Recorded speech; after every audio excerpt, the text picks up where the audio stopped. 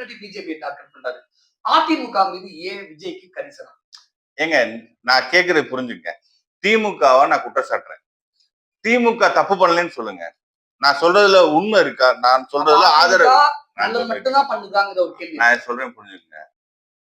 உங்களுக்கு அதிமுக மேல விமர்சனம் இருந்தா நீங்க வைங்களே. என்ன ஏன் கம்பல் பண்றீங்க? எந்த விமர்சனமும் கிடையாது. ஆனா விஜய் மறந்தும் கூட மருந்துக்கு நான் கேக்குறது புரியுதா? நான் என்ன கேக்குறேன்னா, திமுக பத்தி நான் ஆதாரத்தோட சொல்றேன். உங்களால முடிஞ்சா மறுங்க. மற்ற கட்சிகள் இப்ப காங்கிரஸ் இருக்கு, விசிகா இருக்கு, லெப்ட் இருக்கு, தமிழ்நாட்டுல 15 கட்சி இருக்கு. அந்த கட்சிகள் மேல ஏதாச்சும் விமர்சனம் இருந்தா நீங்க வைங்க. நான் உங்களை தடுக்கல. நீங்க என்ன டிக்டேட் பண்ண முடியாது. இவங்களே பேசல, அவங்களே பேசல பண்ண முடியாது. ஆனா விஜய் அதிமுகவுக்கு எதிராக எதுவுமே பேசாமல் இருப்பதனால் ஒருவேளை அதிமுகவோட தமிழக வெற்றிகளும் கூட்டணி வைப்பதற்கான சாத்தியக்கூறுகள் நிறைய இருக்குமோ அப்படிங்கிற கேள்வி இருக்குல்ல. நான் என்ன சொல்றேன்னா, கூட்டணி எல்லாம் தேர்தல் நேரத்துல எங்க வெற்றி தளபதி முடிவு பண்ணுவார். அப்ப அதிமுகவும் தமிழக வெற்றிகளும் கூட்டணி அமைக்க போவது உறுதியா? நான் என்ன தெளிவா சொல்லிட்டேன். எங்க தளபதி நாங்க எங்களோட செயற்குழுவிலே சொல்லிட்டோம். வெற்றி தலைவர் தளபதி அவர்கள் கூட்டணி சம்பந்தப்பட்ட முடிவு எடுப்பாருங்க. எங்களோட இலக்கு ரொம்ப கிளியர். மக்களின் உணர்வு, ஜனநாயகம், இதை காப்பாற்றுவதற்கான ஒரு ஜனநாயக போர் நாங்க செஞ்சுக்கிட்டு இருக்கோம். கூட்டணி தேர்தல் கணக்குகள் எல்லாம் ஜனவரிக்கு மேல பாத்துக்கலாம்.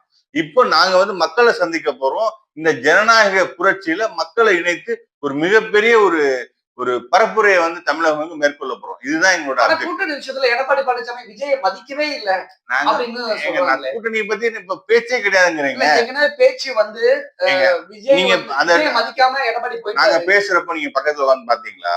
நீங்க உங்க விமர்சகர்கள் சொல்லக்கூடிய அரசியல் விமர்சகர்கள் என்ன வேணா சொல்லுவாங்க. காசு வாங்கிட்டு, மோதிரம் வாங்கிட்டு, பீர் வாங்கிட்டு, காசு வாங்கிட்டு என்ன வேணா பேசுவாங்க. தமிழக அரசியல் விமர்சகர்கள் விலை போகக்கூடியவர்களா? இதுக்கு மேல நான் பேசக்கூடாது. ஒரு கண்ணியம் கருத்து நான் கடந்து போகணும்னு நினைக்கிறேன். அப்படி இல்லைன்னு யாருமே இல்லப்பா, எல்லாருமே மகாத்மா காந்தி வகையில வந்தவங்க அப்படின்னு நீங்க சொன்னீங்கன்னா உங்க மேல எனக்கு பரிதாபம் தான் வரும். ஒரு எங்க கட்சியா இருக்க ஒரு சில நபர்கள் அரசியல் விமர்சகர் பேர்ல எவ்வளவு வன்மத்தை கக்குறாங்க. ஒரு 3 பேரை சொல்ல முடியுமா? யார் யாரு? நான் மரியாதை கருதி கடந்து போறேன்னு சொன்னேன். பேரை சொல்ல முடியும், என்னால சொல்ல முடியாம கிடையாது. அது அரசியல் நாகரிகமா இருக்காது. யாரை நான் குறிக்கிறேன்? எங்க மாநாட்டுக்கு 30,000 பேர் வருவாங்க, 40,000 பேர் வருவாங்க.